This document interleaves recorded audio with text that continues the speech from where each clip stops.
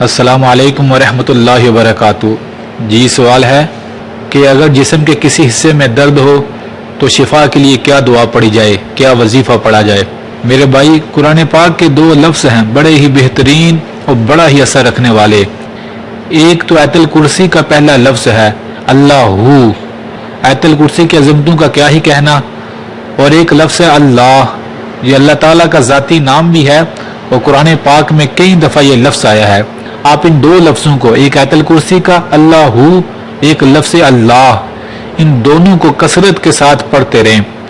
नाम अल्लाह तो इस कायनात का हुस्न है, इस कायनात की खूबसूरती है। आप कसरत के साथ इन दो लफ्ज़ों को पढ़ते रहें, अल्लाहू अल्लाह। इन दो लफ्ज़ों में मेरे भाई कायनात के राज छुपे हैं। इन लफ्ज़ों को बिकारी बांध कर पढ़ें, अल्लाहू अल्लाह। ऐ मेरे मालिक, पहले भी बीमारियां आई, तूने ही शिफा दी।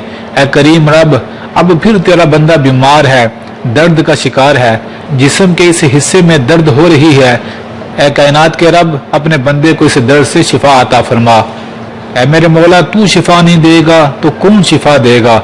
मेरे भाइयों, इन दो लफ्ज़ों में कायनात के राज छुपे हैं। जो इन लफ्ज़ों को उठता बैठता कसरत के साथ पढ़ता रहेगा अल्लाहू अल्लाह, वो देखेगा जल्द ही इंशाअल्लाह इन लफ्ज़ों का असर और इन लफ्ज़ों के कमालात। खुद भी पढ़ें, औरों को भी बताएं।